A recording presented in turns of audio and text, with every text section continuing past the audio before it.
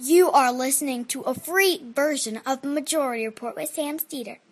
To support this show and get another 15 minutes of daily program, go to majority.fm, please. The Majority Report with Sam Steeder. It is Tuesday, October 23rd, 2018. My name is Sam Steeder. This is the 5-time award-winning Majority Report. We are broadcasting live steps from the industrially ravaged Gowanus Canal in the heartland of America, downtown Brooklyn, USA. On the program today, Khashoggi body parts supposedly found in the Saudi embassy in Istanbul as Erdogan says the whole thing was planned. Meanwhile, Republicans need a caravan just to carry their lies. And it's 13 days until Election Day, though polls and early voting numbers start to come in. Meanwhile, in New Hampshire, voting restrictions struck. In Georgia, voting restrictions working overtime. Supreme Court shields Wilbur Ross from testifying about the census's attack on immigrants. And the Bible Museum in Washington conned, proving there's no trust amongst grifters. And the Trump administration continues its assault on health care. And 3 Proud Boys are arrested and charged for assault in New York. And meanwhile, Trump administration starts to attack trans rights. And a bomb is found in George Soros's mailbox. Happy Tuesday, everyone. All this and more on today's Majority Report. Yes, folks, back from the West Coast, Brendan and I were out there this weekend for Politicon, which I saw John Fugelsang there, and he had the best description of it for me. He said, it's like Comic-Con, but with a lot less integrity. And he was right. It was a bit of a freak show. I mean, it was nice. There were plenty of fans out there of the Majority Report and of TMBS and Antifada and, of course, Literary Hangover, which was nice to connect with some of those people. It was also super creepy to be, walking around and seeing Bill Kristol walk by, or Ann Coulter, or some guy wearing a 3-cornered hat, wearing a full Patriots outfit and not being for the Patriots, the football team. I mean, if you dress up like that as a mascot, that's okay. I mean, theoretically, right? You're getting paid for it, and it's tongue in cheek. But there was a lot of that, but it's very creepy to be walking around. I don't like, walking around folks like Bill Kristol. I mean, if he, obviously he needs to walk and he's allowed to walk, but he's ambulatory. Yeah. There's like there's an expectation and I don't, I don't put the people who work on the conference on the spot, they're just volunteers. But when they're like, oh, do you want to say hello? And I'm like, absolutely not. No, Wait, actually. People volunteer to work at this thing? Well, I don't know if they're volunteers. I don't think they're volunteers, but they're just people who go to work. I don't think they do it for free. No, I think they get paid. But I mean, like they're people. They don't work for the venue. I think they work different. I was talking to somebody who was like, I wasn't going to do this one, then I decided to do it, and so volunteer is the wrong word. I was going to ask, who pays to go to this thing? A lot of people. I don't know. But it was strange. The whole thing was strange. We did 2 panels. One was on Mike Pence, and it was really not so much on Mike Pence as much as, or directly on Mike Pence, as much as it was on the question of, like, would it be worse to have Mike Pence as VP? And actually, our guest from on Monday's show, the pre-recorded, Anand Giridharadas was on that panel. Elise Jordan, who had worked for Condi Rice and now actually makes a point of saying that she no longer identifies as a Republican, and the author of a biography on Mike Pence. And he was interesting. We may have him on. Mike Pence is a sort of a terrifying figure. According to his biographer, he is the most powerful. He is the, I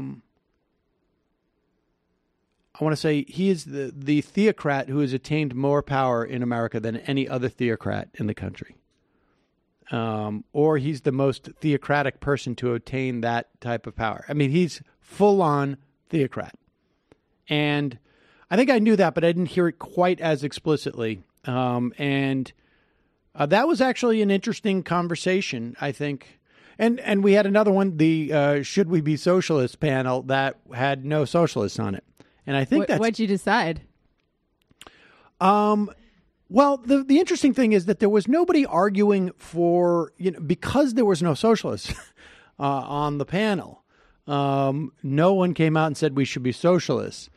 I think this panel is going to be running on C-SPAN at one point, but the argument sort of broke down more into sort of like tactics. And I feel like it was an interesting crew of people, Bakari Sellers, Marcus Malitzis, Kyle Kalinske, David Packman, and Anna Kasparian. And much of it sort of fell along the lines of tactics. And, should Joe Manchin, I don't know what there was, should Joe Manchin, everybody agreed that Joe Manchin should be primaried. But then after that, there was some other sort of like, we need to get rid of Joe Manchin. And then it was unclear to me how that would happen outside of a primary. But there was a lot of that, which is not to say that people were defending Joe Manchin. But I think the argument was in terms of, I don't know. I don't know what the argument was really. I mean, and I was the moderator, so that was I did my best. But it was interesting nevertheless, and there was a lot of people there. And Kyle Kalinske had a huge fan contingency there. And then on Sunday, I debated Charlie Kirk from Turning Points USA, and you guys played the clip of him freaking out with Jank. With Jank. We also played him demand the banking one. Okay, so later in the program, probably in the fun half, I think we're going to do the whole debate at an accelerated speed, like literally run the debate at like 1.3 times speed. But we'll do some running commentary, like a DVD extra. I will say this, though, just to give you a sense. So the only thing I saw that debate, I mean, I think we saw like 5 minutes of the debate with Hassan Piker, which is where actually Charlie lost it with Jank, I guess, in the question-answer period. But that was the only clip that I had really seen because it was on Twitter. And so and we had a fan sent me a link, and it's not hard to find, a link to the Turning Points USA tax filings. And it's a 990 form, and you can see it for the whole years. And so I had some notes, and they were just basically, things to remember to bring up. And I probably should have organized them different because there were some things I forgot. But on the outside of these notes, I wrote TPUSA 990 form. You're such a and 990A. And I don't know if during the debate you can see I'm like flashing it like this. And before the debate, one when I when we met Charlie, I asked him about it. I said, "Yeah, I heard you got into a big squabble yesterday with Jank," and he said, "Yeah." And I said, "Was it about your pay or something like that?" And he said, "Yeah, we were talking about pay." And then I go, because I looked up your tax filings, and it's pretty amazing. $4 million budget. You can only make $27,000 a year. And he's like, "Yep." And I was like, "For 65 hours a week, huh? Boy, you should see somebody about a raise." And then he's like, "Well, actually, no, it's more now." And I said, "Oh, so you got a raise this year?" And he goes, "Yeah." And he goes, in 2017, it was $49,000. And I'm like, "Well, that's not what it says in your 990. He's like, "Me, yeah, I should talk to my accountant." I'm like, "Yeah, you should." And then I said, "And I also noticed that your shipping, your postage, is $250,000 a year. That's a lot of money on postage." He's like, "Yeah, we send out a lot of kits to colleges." I'm like, "Oh." And $1.1 million for travel? I do think, it probably would be a bit of a favor for Charlie on some level, because it sounds like his accountant may have messed up on that pay thing. Maybe I looked at it wrong, but I was pretty sure it was the 2017 990. And you can ask for more audited expenses. I think that's public because it is a tax-exempt organization, because they don't do any campaigning, supposedly. And so it was fun just telling him that he should probably get his accounting done. But that was all behind the scenes stuff. And I was just joking around with the guy, and he's very well behaved off stage. Leave it on the field. Totally leave it on the field. And so we will go through the debate later. Oh boy. Yeah, that should be fun. I'll give you a sense of what I was thinking. And I have to say, I don't know if people have seen it and they may skip our assessment of it, but I would say I give myself a B+. I feel like there's a couple of things I could have done better, and then there are things I could have done, would have had to have hit like a grand slam. So, minus the grand slam, and there was a couple of points I think I could have done a little better. But overall, I think I did fairly well. And I think it's this is someone clipped this. This was a fun part. So there was a segment during the debate, and was this the bank? I don't know what this is in the banking. Yeah. There were a couple of places during the debate. We'll go through this in real time, but Charlie seemed to be a little bit confused about how banks make money. And the Consumer Financial Protection Bureau, the reason why Republicans ostensibly want to get rid of it is because it's too independent, because Congress does not fund it. So they can't inhibit its operations by cutting its funds, which is what the Republicans want to do, because its funds were set up in such a way to insulate it from those kind of attacks by lawmakers who may want to help out the big banks. The Consumer Financial Protection Bureau, and I got this number wrong during by a factor of 10. Since 2011, really, I guess for 5 years after that, the Consumer Financial Protection Bureau saved consumers almost $13 billion, billions with a B. And the funding to operate the Consumer Financial Protection Bureau comes from fees paid by banks. Not unlike the FDIC, which is, which is basically depositor insurance. Federal government backstops it, but there's some fees associated with it. And the way a bank makes money is they loan out money at an interest rate higher than the interest rate they give their depositors. There's that arbitrage and they make that money in between. Often a bank will loan out even more money than they have, but there are capital requirements that the U.S. government insists upon so that you don't loan out too much money that you don't have. Nevertheless, those fees are paid by the profits the banks make. The delta between what they pay out in interest and what they take in interest. Charlie didn't seem to have a really tight grip on that. Money doesn't just sit there in the bank, Sam. So somebody took a small clip of that audio. This is Lizard Rumsfeld again. Lizard Rumsfeld. Lizard Rumsfeld's a key player on Twitter. Yeah, this is pretty good. And as you know, or may not know, I play Hugo on the show Bob's Burgers. And here's a scene that Lizard Rumsfeld took the audio and put it into a scene with Hugo and Bob. What is the budget? It is completely funded by fees that they get from the bank. Okay, so forcibly take money. He went on to say forcibly take money from depositors, which is not actually how that works. That is really good. Love it. Oh, folks, do you escape? We just got our box today, incidentally. Do you love the thrill of an escape room?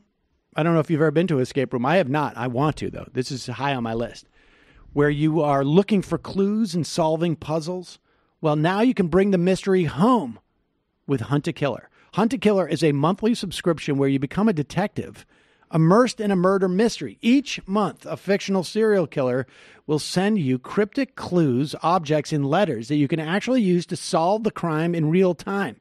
This may be something I actually could do with Mila. This might be fun, actually, to do with your kid, if they're old enough. I don't feel like I would do it with a 5-year-old. I feel like that might be a little scary.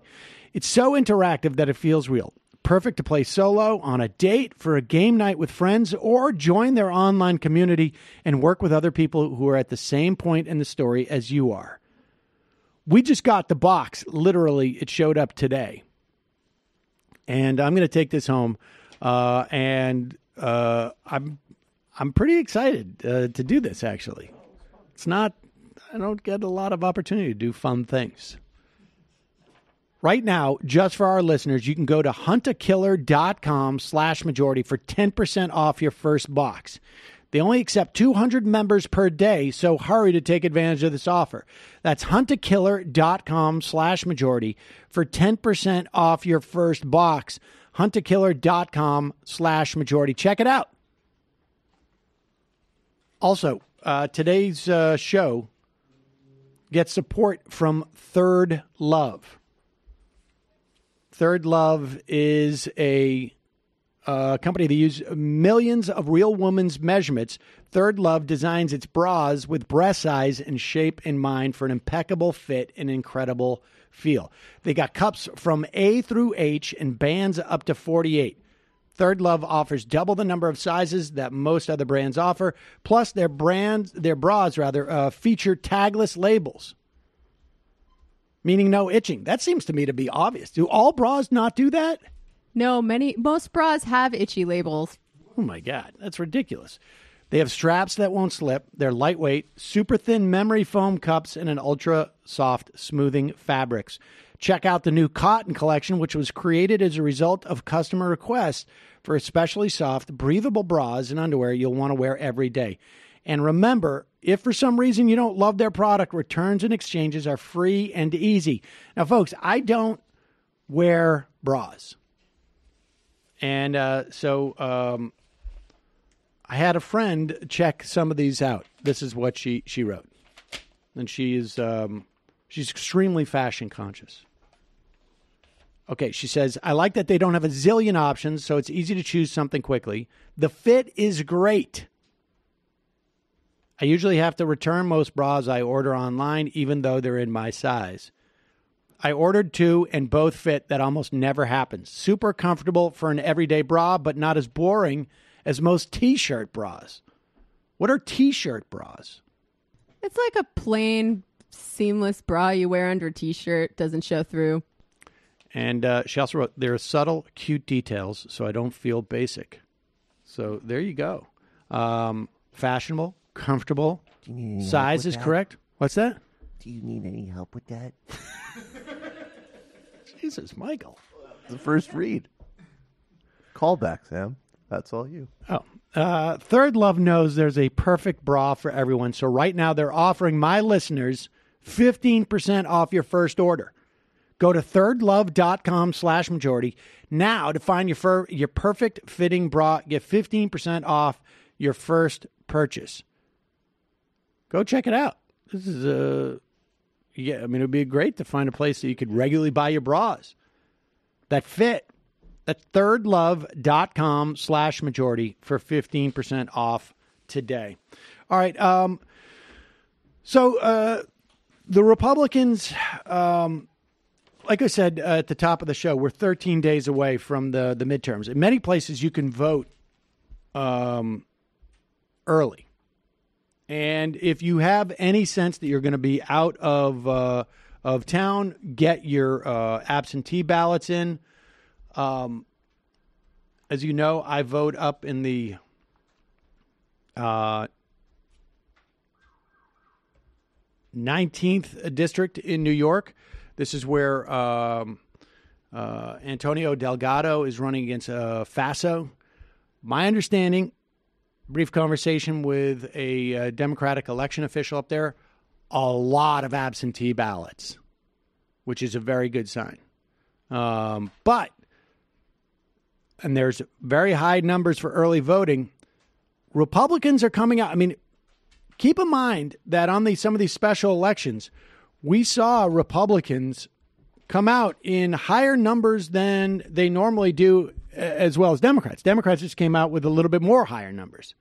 So voting is going to be key. They have been activated in many respects by anti-immigrant policies. I mean, right now you see there's a reason why Donald Trump is talking about this caravan, and we'll talk about it, of Central American, essentially families, crossing through Mexico at this time with the hopes of getting into this country, maybe even some hopes of getting asylum in Mexico as well. But here is Donald Trump at a rally. Where was this rally last night? This is in Houston.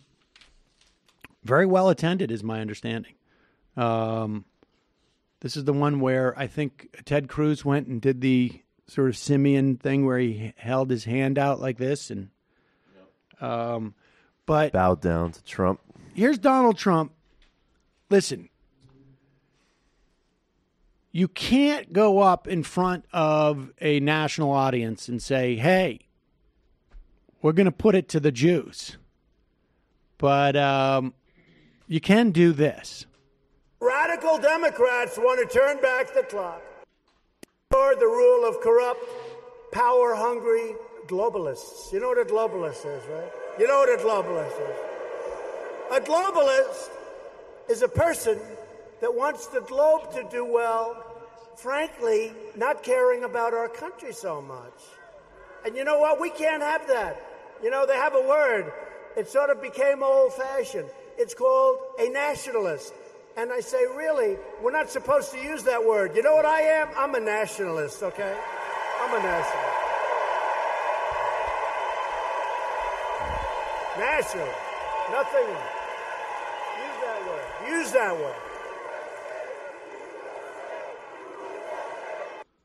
Now, I mean, Donald Trump, it's unclear to me that there are any policies that he's pursued that have been, ones that you could call nationalist. I mean, Donald Trump is, for the most part, I would say... He's got the tariffs, right? What I was going to say, for the most part, functioning as a typical Republican. With the two exceptions of, one, his foreign policy is slightly differently aligned, probably more tracking his own investments, like literally his own personal investments in some fashion. And then the other one is the tariffs. Now, the tariffs, I don't know how you would call that a nationalist policy. It is hurting American businesses. And there are some American businesses it's helping. There are a couple of massive steel conglomerates who are coincidentally also big supporters of his, that it is helping. But farmers are suffering under the retaliation on those tariffs. You have Chrysler going to be laying off a significant percentage of its employees because of the tariffs. And well, they're nationalists. Just because they don't work that well doesn't mean they're not nationalist in their orientation. Well, like I say, aside from those policies, they're nationalist. But if there's other policies you can find that are nationalist, I'd be open to it. But he's he's essentially a neoliberal still. Yes. The right wing of neoliberalism. Yeah, like I say, typical Republican policies. And he is a Republican. That's why he's the leader of the Republican Party. That's why he's enormously popular with Republicans, and that's why he's the same as congressional Republicans. But the point is that he's just a liar. And so, I mean, he calls himself a nationalist not because it's aligned with any type of policy prescriptions, as much as it is one in which it's easier to embrace that than to say, like, we're going to really stick it to the brown people. And read between the lines. Yes. You know who else was a nationalist? But I'm a nationalist, okay? People don't like the word. And regular people, Republicans, have been so trained to think like, well, not all nationalism is bad just because liberals are going to freak out in the negative against it, right? Well, and also, like, we know how globalists have been used by the right, right? I mean, it means one thing for the left, and it means another thing for the right. It doesn't just mean Jews, though.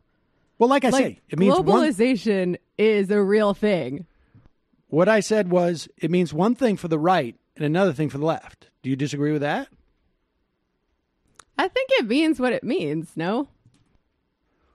Well, there's like a dog whistle element to it, certainly. There's an anti-Semitic element. I think some of it is what we would call structural anti-Semitism, which is not like literal hatred of Jews, but this more esoteric thing that Moshe Postone wrote about, where Jews came to represent the hidden parts of capital, which was why National Socialists, quote unquote. So let me ask you this.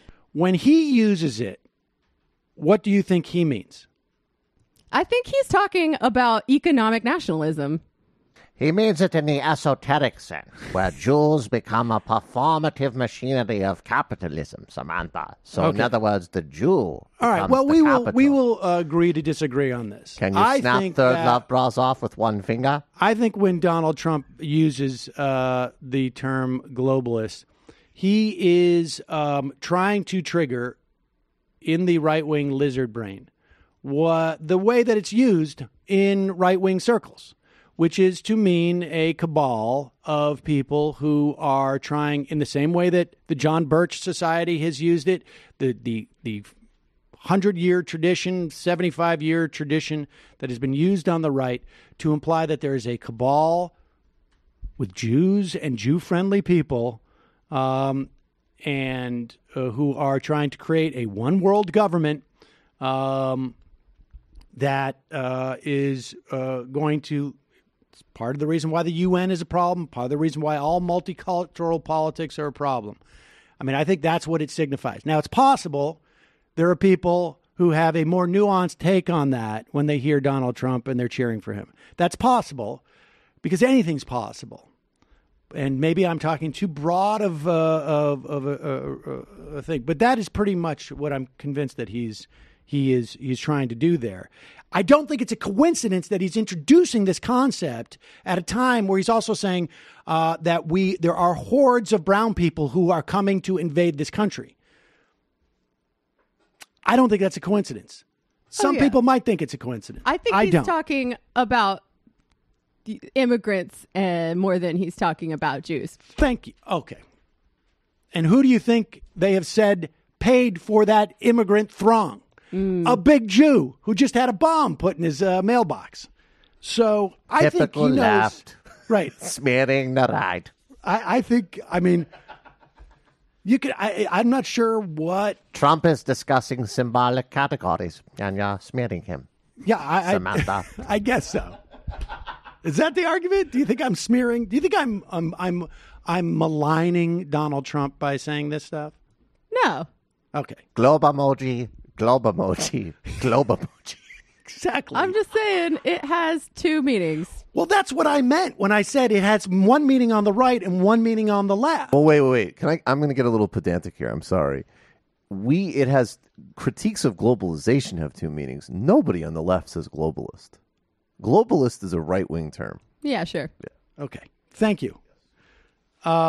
Moving on to where Trump wants reporters to embed themselves in this migrant caravan to find all the despicable people amongst these families. Now, you can take that in two ways. Maybe. I don't think you could. There's a lot of people representing symbolic capital in those caravans. Exactly. It's a big problem. Exactly. Listen, this is a nuanced perspective I have about this caravan. I'm not going to argue on this one. Thank you. Here is Donald Trump asking reporters to please go down there and do the work, which, incidentally, they've done. There have been many, many reports of people interviewing these people who are coming in this caravan. And why are you coming? Oh, because Honduras is overrun by criminals and it's extremely dangerous for my family and I can't make any money and I'm afraid for our lives. In fact, the whole reason why people are traveling in a caravan is not because they think that somehow, they're going to swing their 4-year-olds at the Americans when they get there and overrun the country. They're going to use them as human shields, right, Sam. Right. It's because they are afraid of traveling alone. It's because they don't have the money to pay for smugglers and are afraid of those people, and they think that there is strength in a larger group. And so Donald Trump is asking people to go down there and embed themselves in it. And let's listen to him as he gets off the plane. There are terrorists part of this caravan. What you should do, John, go into the middle of the caravan, take your cameras and search. Okay? No. Take your camera, go into the middle and search. You're going to find MS-13, you're going to find Middle Eastern, you're going to find everything. And guess what? We're not allowing them in our country. We want safety. You're also going to find a lot of symbolic capital which is disengaged from the But here you're going to find Middle Eastern, whatever that means. You're going to find Middle Eastern and MS-13 in the middle there. So, I mean, the idea is that somehow this caravan, they think these people from Honduras think it's in their best interest to hide Middle Eastern terrorists and or you have thousands of people traveling together because they're afraid for their lives and they're, I guess, supposedly protecting MS-13 in there. What happens is that first MS-13 protects the people that are fleeing MS-13, and then MS-13 is scared, so they bring in Hamas to protect them.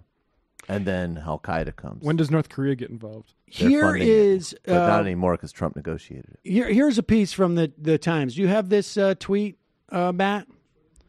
Will you send it to Matt? This is a clip from... the New York Times, a piece they had written yesterday. And it is about the perspective that this triggers in the right-wing brain. And do you have it? It is a clip that reads, But Mr. Trump's dystopian imagery. Mr. Trump's dystopian imagery has clearly left an impression with some. Carol Shields, 75, a Republican in northern Minnesota, said she was afraid that migrant gangs could take over people's summer lake homes in the state. What's to stop them? Said Ms. Shields, a retired accountant. We have a lot of people who live on lakes in the summer and winter someplace else. When they come back in the spring, their house could be occupied. That's a great point. I mean, so there are people who are susceptible to all sorts of imagery, and it's effective in some respects because there's a tremendous amount of ignorance out there, particularly amongst, white people who are living outside of areas where they have some type of interaction with people who are not exactly like them. Here is Mike Pence. He is being asked by Robert Costa on the Washington Post live show, I guess, about this caravan. And here is the lie that Mike Pence tries to push. Just to finish on the midterms, you're going to be heading out on the campaign trail soon. I am. Immigration's become a major issue. The president keeps talking about this migrant caravan, and he references Middle Easterners that are part of this caravan without evidence. Why is that, and where is the evidence, if any? Well, it's inconceivable that there are not people of Middle Eastern descent in a crowd of more than 7,000 people advancing toward our border. I mean, the truth is, well, let me the statistics. Pause it for 1 second. Now, he wants to offer statistics. It is very conceivable that in a group of 7,000 people in Central America, and it's 4,000, I think, but let's just say 7,000 because he wants to double it, because apparently 4,000 is not scary enough for retired accountants living in a lake in Minnesota. 7,000 is enough to take over Texas. 7,000 you could take over Texas if you have enough 4-year-olds to swing around and use as human shields. But the idea that it's inconceivable that there's no Middle Eastern people in this caravan is actually pretty easy to conceive of. Right. And what would they do in this caravan? They're going to move freely through Mexico? They can move freely through Mexico anyways. But let's let him complete this lie, because Costas is like, what? Middle Eastern people? What is that supposed to mean? I mean, the truth is, well, let me the statistics on this. I mean, in the last fiscal year, we apprehended more than 10 terrorists or suspected terrorists per day at our southern border from countries that are referred to in the lexicon as other than Mexico. That means from the Middle East region. I mean, the idea that they would not be in this large throng that what the president of Honduras told me was organized by leftist groups in Honduras, financed by Venezuela, and sent north to challenge our sovereignty and challenge our border. All right. The idea. What does that mean by challenge our sovereignty? Like the idea that somehow we're going to open it. All right, we give up. But you should know that, and this is a pretty big story, and I don't blame people for not being worried about this. There were 10 a day, and you notice how the media doesn't report on this at all. And it's not like they didn't get a heads up, because back in February of this very year, Mike Pence said that the government was nabbing 7 terrorists or suspected terrorists a day on the southern border. It's obviously gone up. Now, what's very strange is that no one else has reported this. No one else from the U.S. government has reported this fact. It's just Mike Pence decided to drop this. Now, maybe that's why he was so pensive, no pun intended, when he was going to answer this question, because he was not sure if he should leak this obviously very top secret information that no one else has in our government. Well, he doesn't want ISIS to know that he knows all this. Right. Or like MS-13, where like... Scroll down, because he's gotten, this is on the PolitiFact, and it's pants on fire level of... And the FBI's terrorist screening center, in a fact updated in January 2017, said that a known terrorist is an individual who's been arrested, charged, or convicted in the U.S. or abroad on a crime related to terrorist or terrorist-related activities, or a person identified as a terrorist, pursuant to the National Security Council resolution. And scroll down. The FBI says that they haven't gotten anywhere near those numbers. There are no data for terrorists apprehended at the border, as far as anybody could tell. And the thing from the president of Honduras, just, because these things do kind of run in kind, the president of Honduras represents a far-right party and has been plagued by corruption allegations. Right. Yes. And comes from the coffee, hotel, and media sectors. And I wonder how Venezuela is getting this money. I mean, we've seen this, Venezuela is getting this money to support. Well, that's the funny thing, is that simultaneously Venezuela is totally broke, which they actually are, but then they have all this money. I mean, yeah, the money that Venezuela is still circulating comes from, like, smuggling drugs through the military, and I don't think they're using it to challenge U.S. sovereignty. They're using it to... No, they're using it for communism. Right, by which they mean buying houses abroad for when the thing collapses. If you scroll down here even a little bit more, there was apparently in 2016 211 people apprehended from Chad, Iran, Libya, Somalia, Syria, and Yemen. And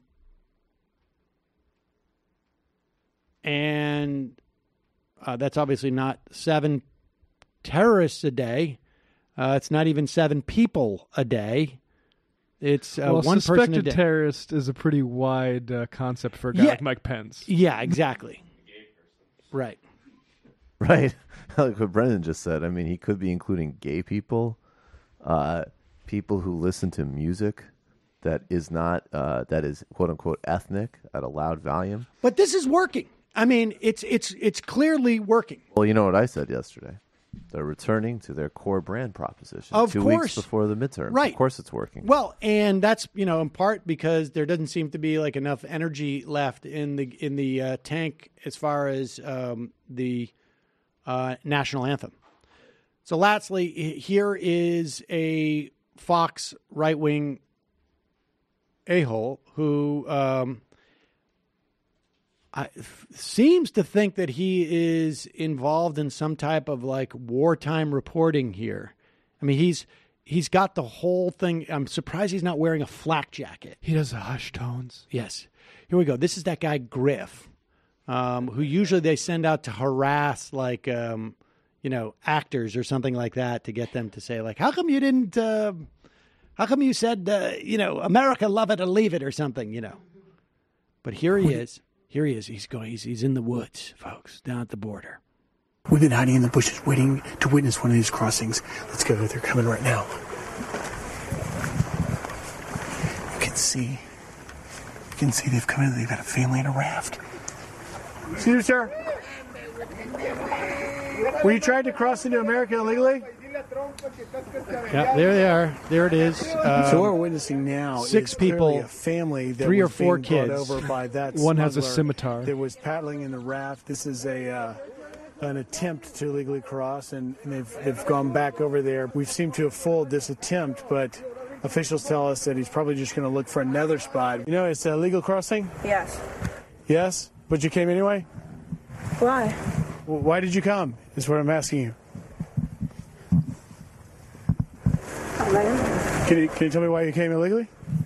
The situation of Honduras. You're in Honduras? You're from Honduras? Yes. What are the conditions there? You could not have work in there because the criminals always will get your money. Yeah. I wonder if Griff speaks Spanish. I mean, what like the idea of like actually sending somebody down who could actually communicate to these people in some fashion. Very fortunate for Griff that this Honduran speaks 2 languages, and because I don't know more languages than he does. Right, exactly. It's crazy that he thinks that he comes off well in this. Does for their people. For their people, I think they do.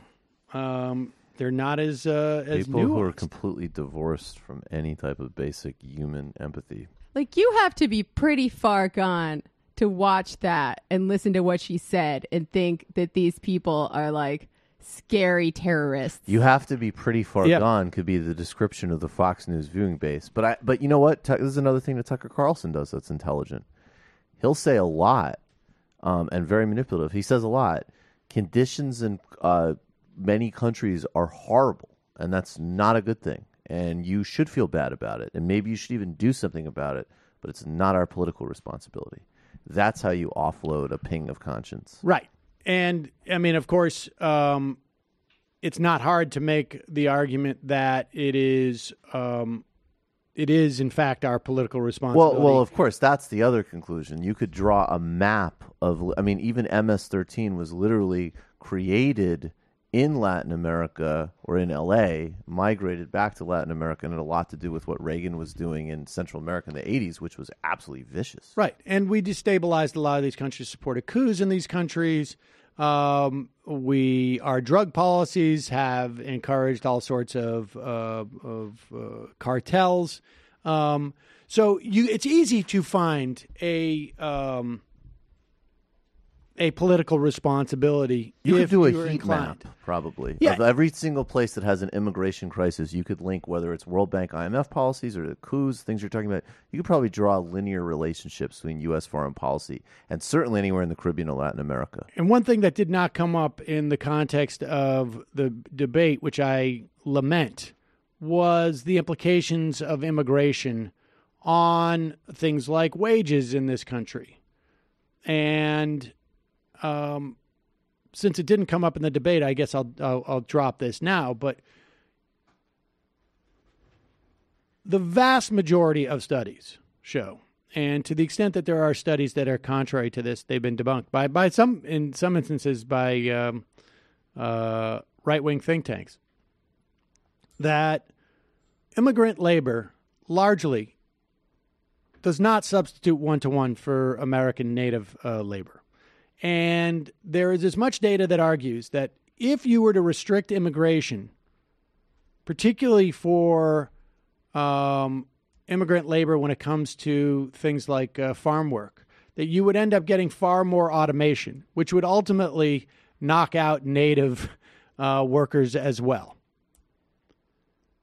Additionally, apparently restricting immigration can have adverse effects for high skilled labor, in that immigrant labor provides domestic services which allow, many instances, mothers, some instances, fathers, to return to the workforce earlier because they are given, because they have childcare.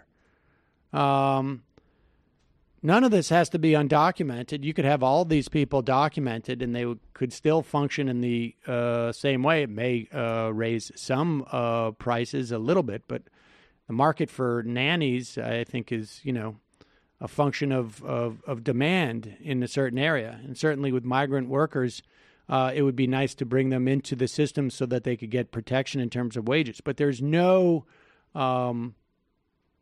no data to support that they have a significant impact on lowering wages. And then on top of that, we are aging out. The white population in this country, the native population, is getting old. And we need more workers to support our society, like things like Social Security. I mean, this is even more extreme in the UK. And it's actually a big problem in China as well. Right. I mean, it's one of our competitive advantages. Is that we have? Well, that's how Japan actually undercut their boom. There you go. Negative population Here's growth. the thing, though. Like, I don't like to argue on their terms about this stuff. Like, whether immigrants are good for the economy or whether in some sectors they have been used in the past to break unions and drive down wages. That's not how I decide what rights people have, you know?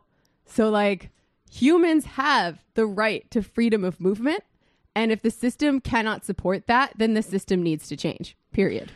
I mean, that's I don't have a problem with that argument, but I'm addressing to the extent that there's an argument out there that wages, particularly in the context of a middle-class debate, what hurts the middle class, that immigrants present some type of threat.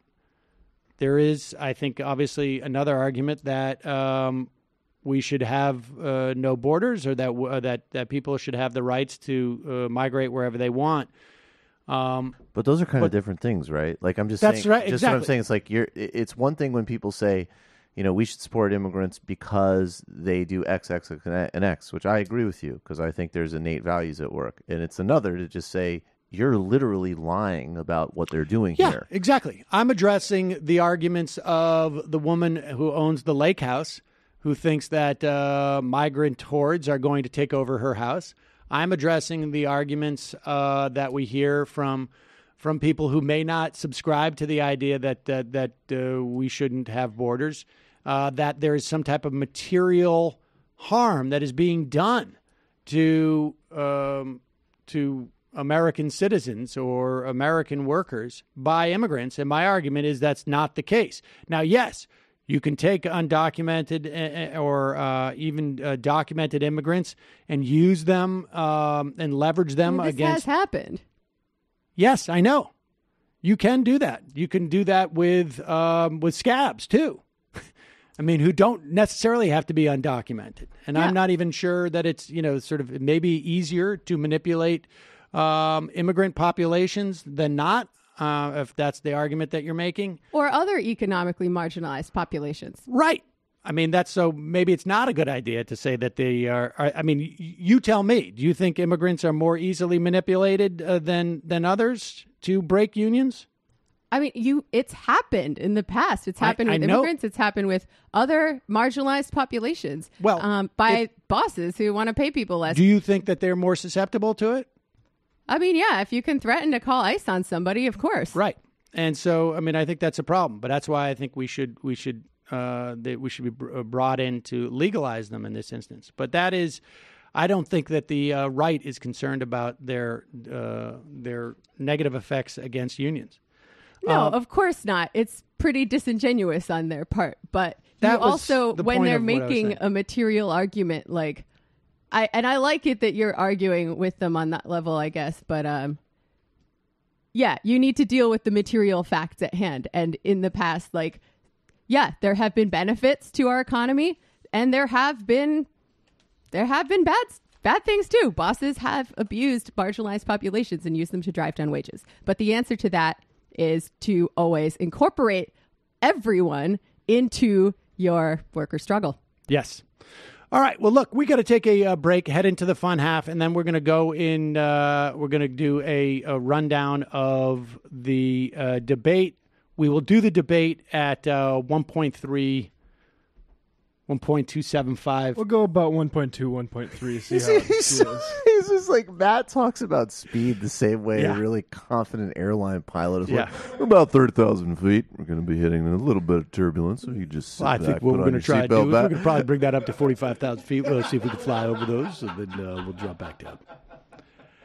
Depending on the tailwinds we get, we may get you there a little bit early today. So sit back. You may actually find that you actually absorb the information a little bit better at just a heightened speed of another 0.2. So just sit back, listen to Charlie Kirk's talking points, and Sam Cedar's debunk. I think we all have a pleasant flight and enjoy the fun half of the show.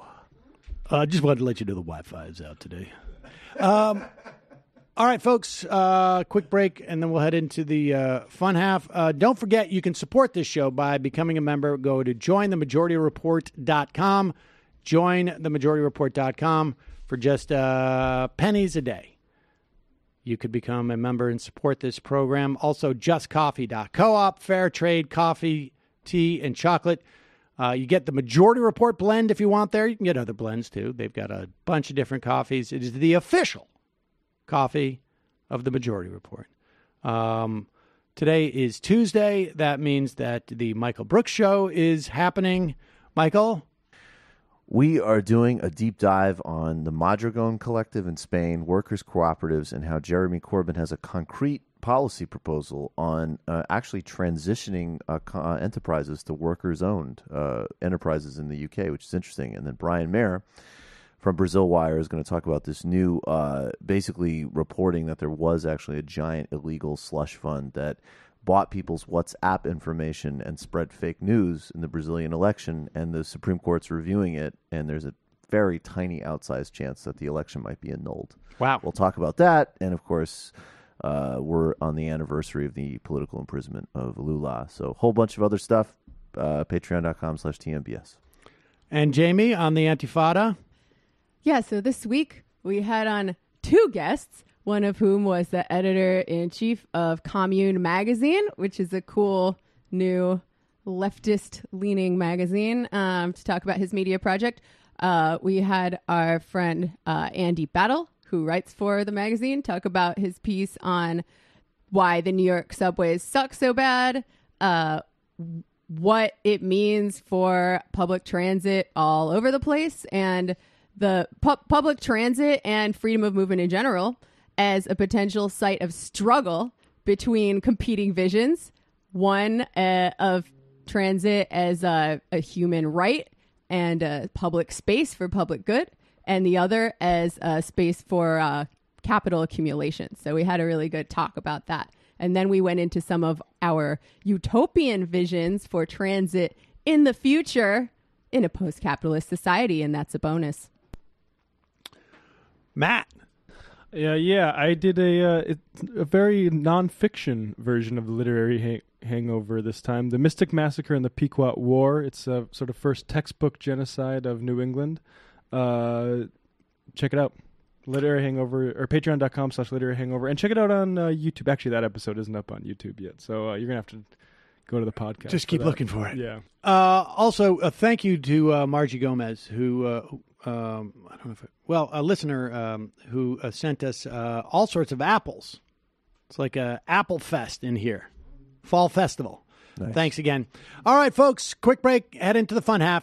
See you there, 646-257-3920. Oh. We had, one more. You have that still? Yeah, wait a second. Have it. Shoot. Bear with me 1 second.